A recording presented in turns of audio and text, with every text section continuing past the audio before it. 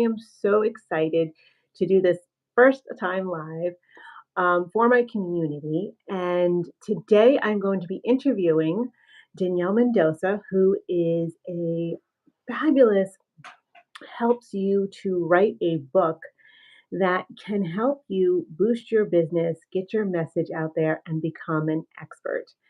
And if you've been following me and you watch my feng shui videos and my style videos, you know that I talk a lot about how when you are stepping up into a new change or a new chapter of your life, that you always should be changing your environment and your look. And when it comes to writing a book, I have talked many, many times and done many lectures all about setting up your office so that you can be in this creative mode, that you are in this energy to write this fabulous book. You are ready to be seen and recognized.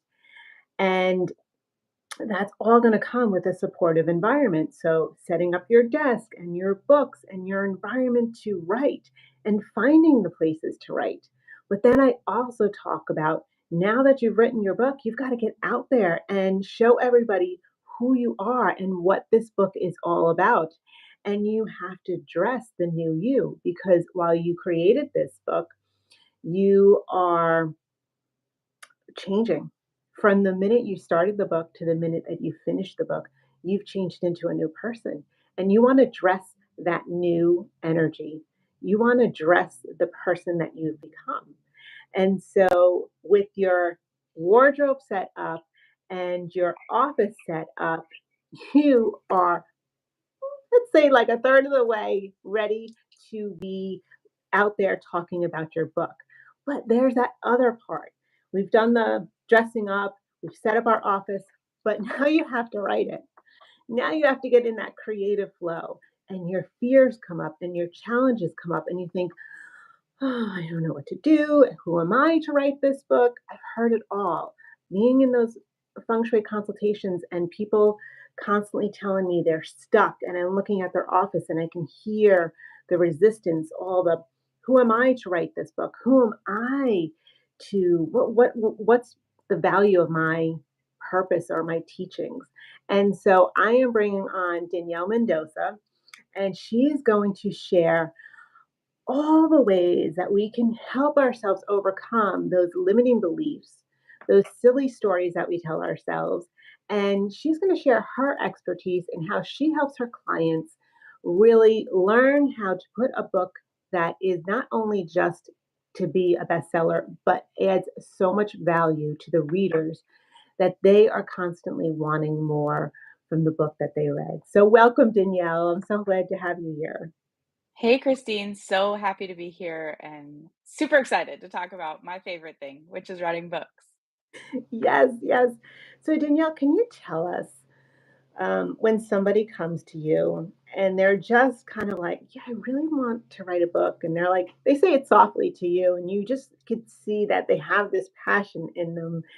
And they're just kind of very scared to really admit to you, like, Danielle, I really, really have this book in me. What is the first part of the conversation you help them to understand about the value of writing a book? Yeah, so I think first we have to let go of the idea that we are going to write like the next great American novel or the next big nonfiction hit that's going to change everyone's lives and make us a bajillion dollars and totally famous.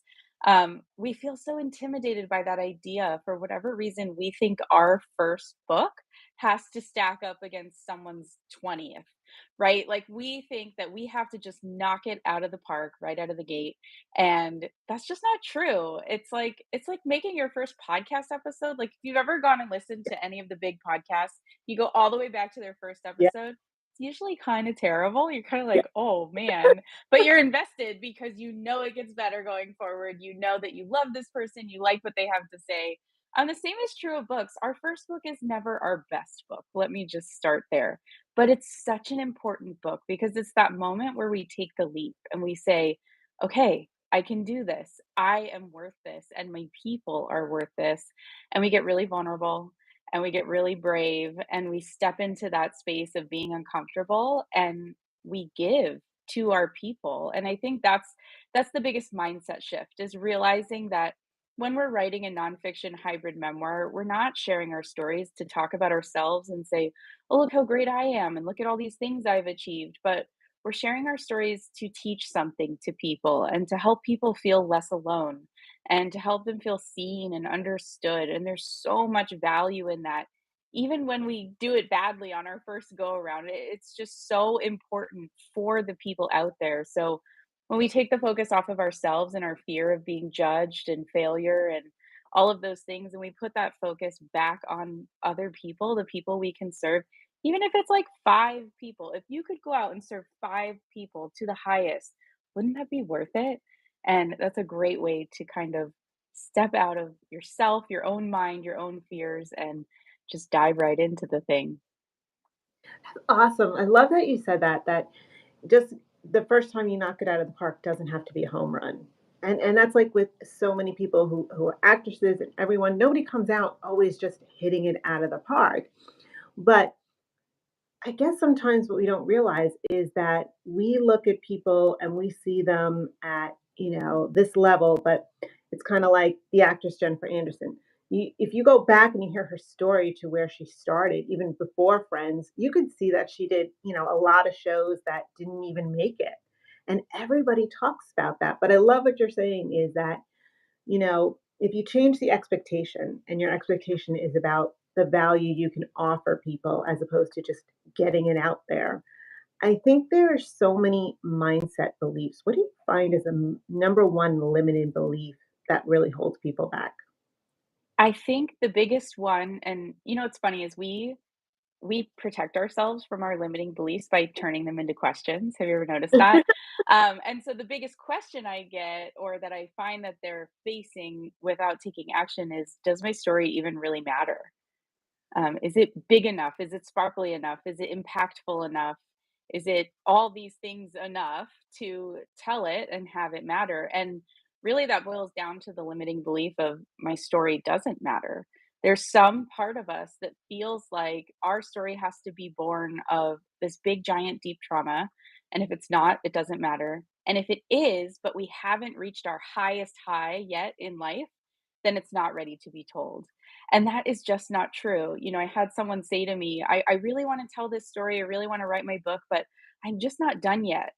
I'm like, well, when you're done, you're going to be dead. Like, you have to write this book. You have to write this chapter right now. And you can always end your book by saying, and I know there's more for me out there. And I know there's more I'm going to learn. I'm going to get better at this. I'm going to figure this out in a new way on different levels. But here's what I can share with you right now, and give that to someone who is essentially behind you on the path. You're kind of reaching back to those people as you reach forward to your own mentors and try to better yourself. You're saying, I know what I've learned already can help someone else. And so it's really understanding that your story does matter. How far you've come does matter. And even some of the most, mundane stories, I even hate that word because I think all stories are interesting, can be really fun to tell and to hear as a reader and a listener. I mean, my greatest example for that is, like, look at Hallmark.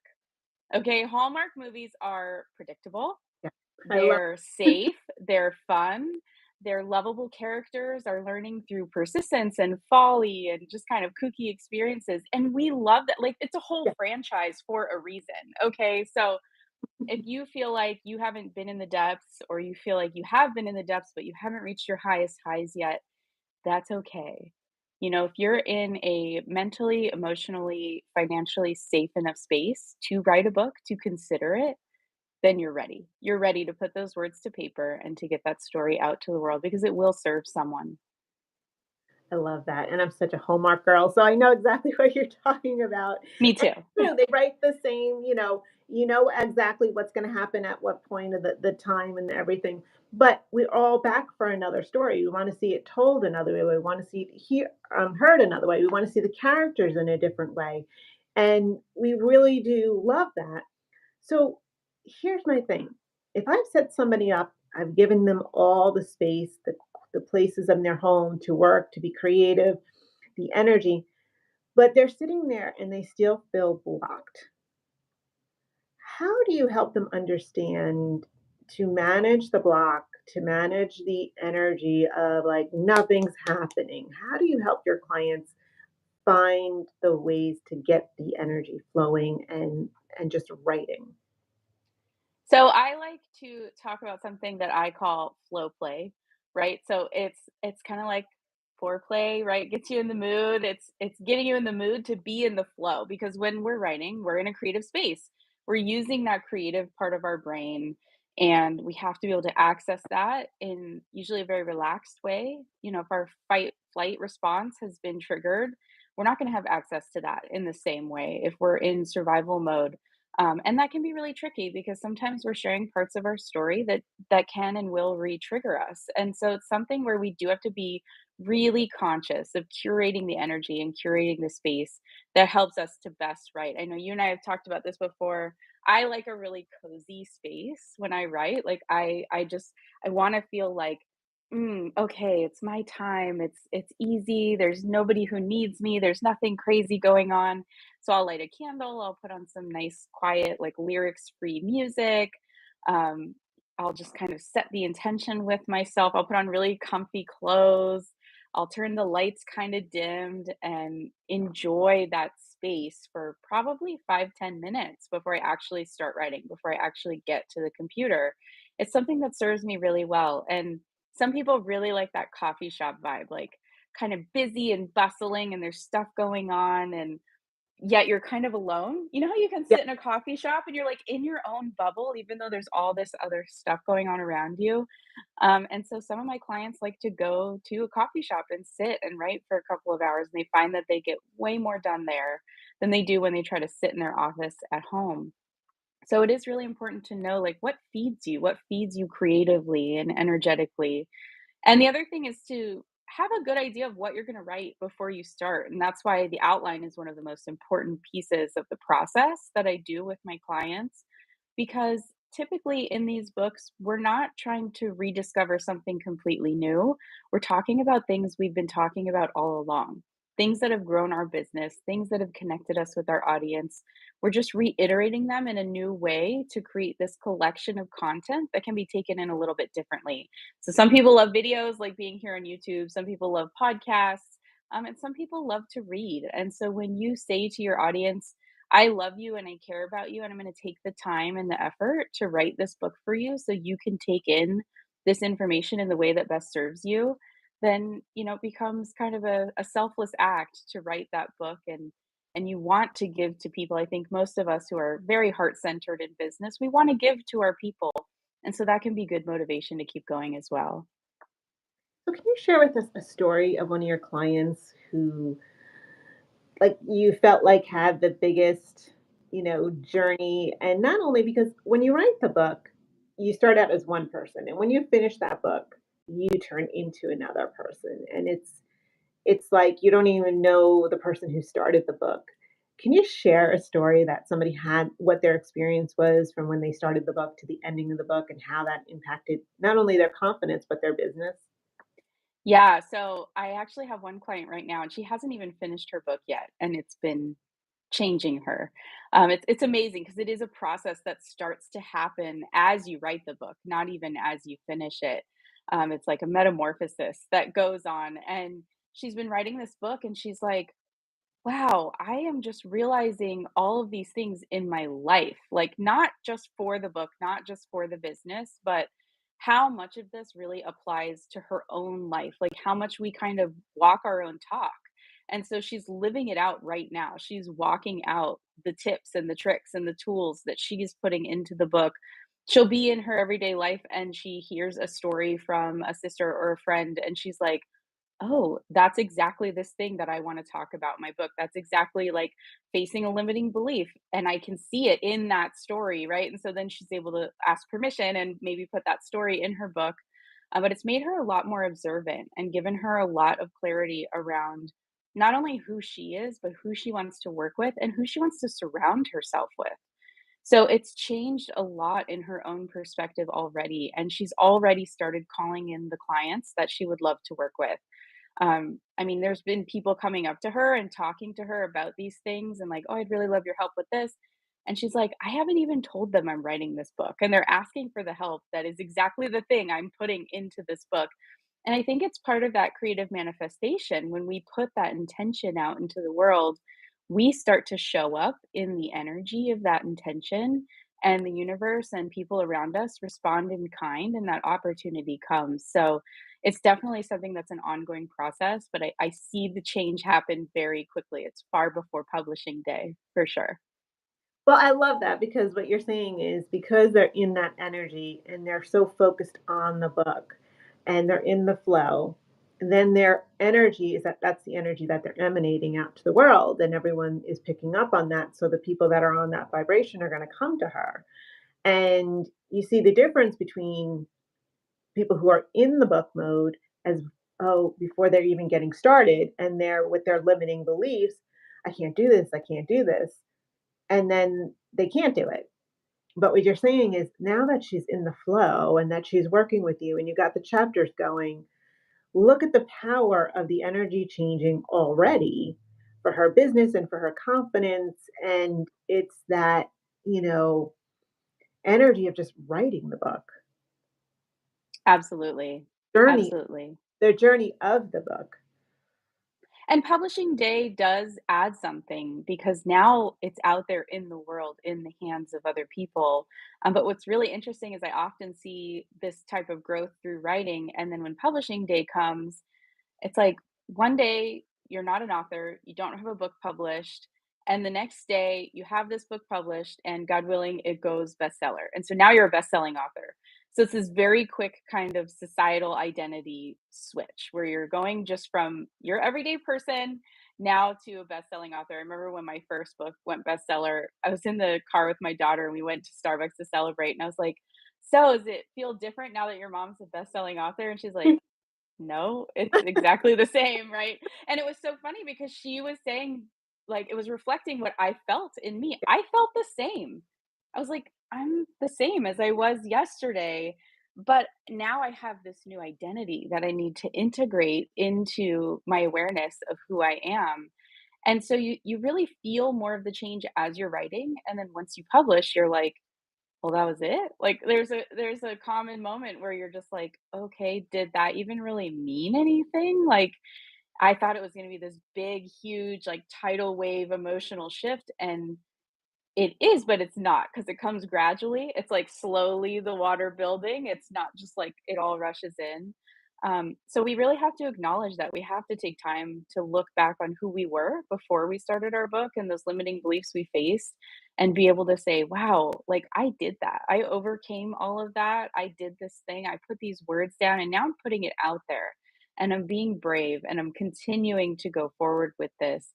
And when we can start to integrate that identity, I think that's when we kind of seal in that shift. We seal in that change, and we're ready to show up kind of brand new.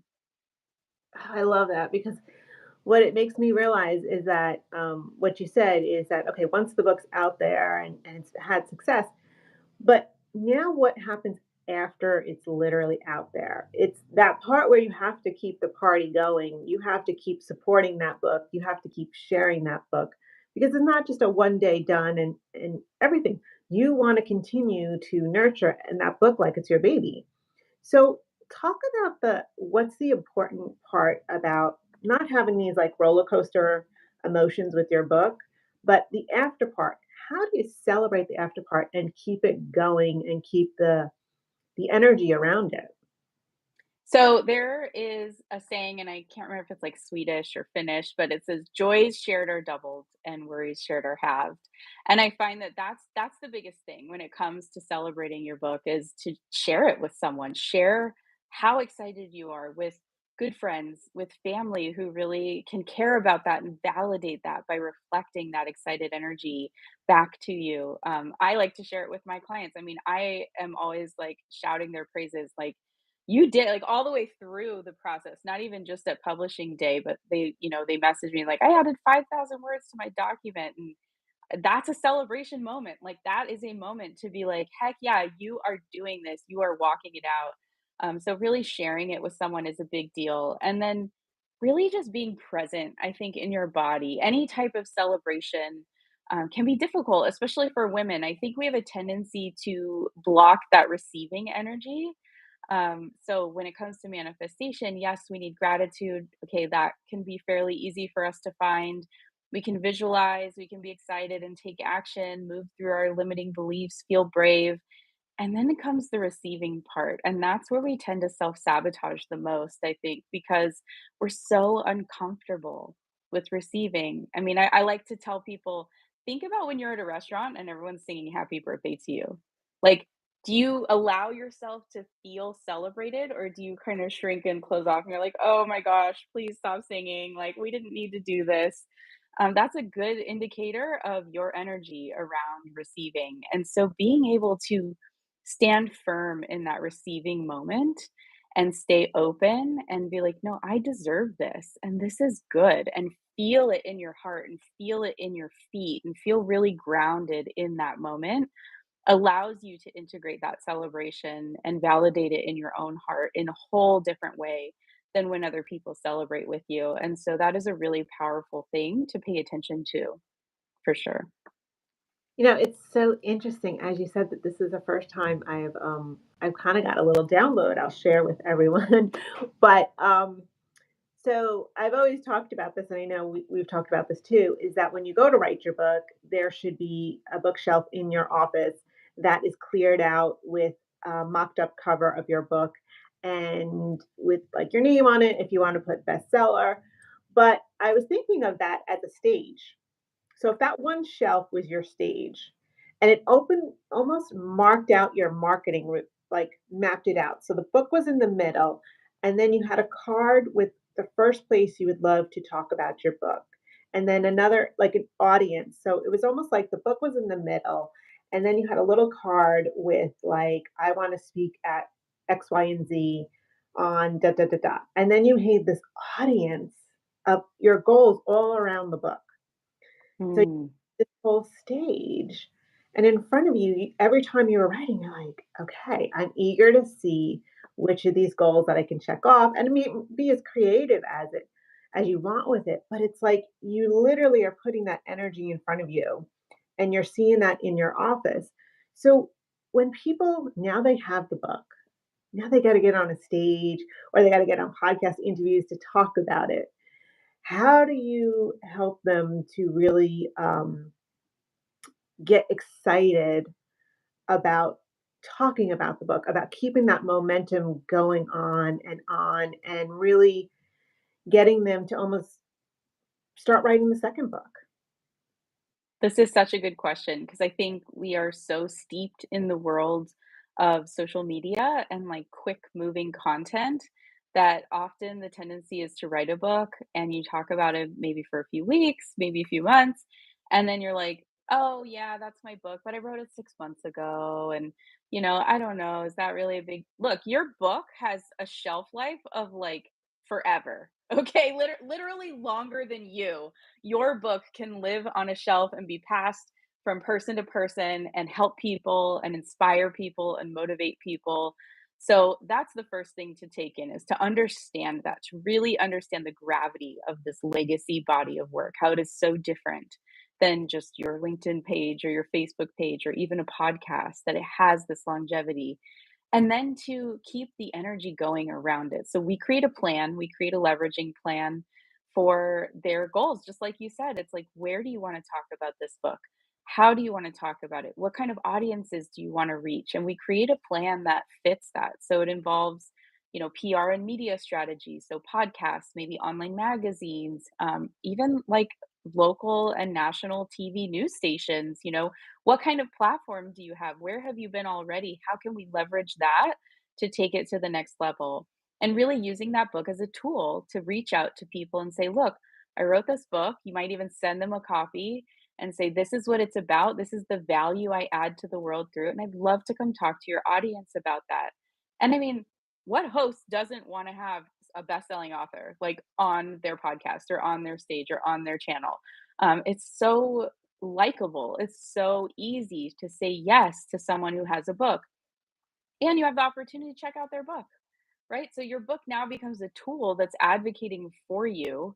So you've sent the book, you sent your pitch, and they have the opportunity to kind of get to know you through a few of those stories in the book before they say yes or no. And more often than not, if it's written the right way, it's connective and they feel connected to you and they understand that you could add to their audience value and they say yes. It becomes very easy to get placements with your book.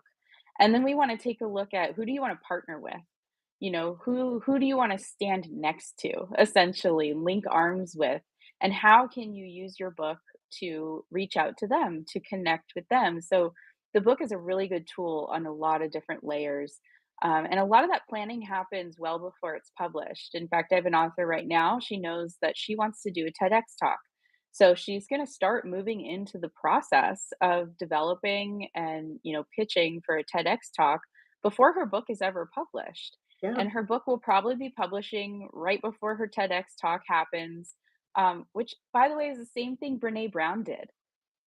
She had several books, and then she wrote, I think it was The Gifts of Imperfection, and her famous TED Talk on vulnerability happened, right after that book was released, but you can bet that as she was writing that book, she was also preparing for that TED Talk, and it was something that was planned from the very beginning to go hand in hand, and it worked very well for her, and it can work for a lot of others as well. I love that. I also think of Gabby Bernstein had a situation where she was wanting to write a book and wanting to write a book, and then I think she wrote her first book, and Dr. Wayne Dyer, she was at his event, and he actually was on stage and said, "I want to congratulate this girl. I know there's parts of the story I'm missing, but he was on the stage and he brought attention to her book that she had just written, and Mm, amazing. his acknowledgement, and it was amazing because it was something that she wanted. And I think it's so interesting that the stories that people tell that, Gabby Bernstein's written about, 10, 15 books by now, but nobody knows that one story in the beginning of how it kind of started and how she was a nobody. And now Dr. Dwayne Dyer is talking about her on stage. So I really hope that our conversation here has had people inspired and, you know, ready to say, like, I can do this.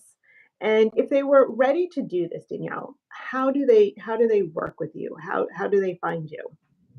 So I'm on LinkedIn. I'm on Instagram at Confident Concept. You can go to confidentconcept.com and kind of fill out a little form and book an initial consultation. And in that consultation, we'll just talk about your idea and figure out what are your next best steps. Is your next best step even to work with me? Maybe you need to work with someone else, or maybe you need to take some time and figure some things out in your business to make sure your book has the most impact it can have at this stage. It really is different for everyone, but yeah, working with me is definitely an option, and if it's a good fit, then we'll explore that as well. It's a very bespoke consulting experience, so it's something that's designed for each person. You can see kind of the process in sort of a menu on my website where I talk about going from idea to published book. But it is something that works differently for everyone, right? There's one client I have, we check in monthly and we talk about her word count and we have a conversation around the ideas that are coming up next in her book. I've got other clients who meet with me every other week. I've got another client who meets with me just at the milestones, essentially, in her process. It's whatever kind of accountability and process works best for you is what we'll co create so that you can do your best work. I love that. And I am so glad because as I've talked about this many times, I talk about setting up your office to write that book, dressing when you're marketing your book. And now we have Danielle's expertise of getting in the creative flow, the things that you can do. So thank you so much for coming on and sharing your expertise. And if you guys want any questions or something, all the information is in the comments. You can click, you can talk to Danielle and ask her more questions. So thanks for joining me, Danielle. Thank you so much, Christine. It was a pleasure. Have a great day.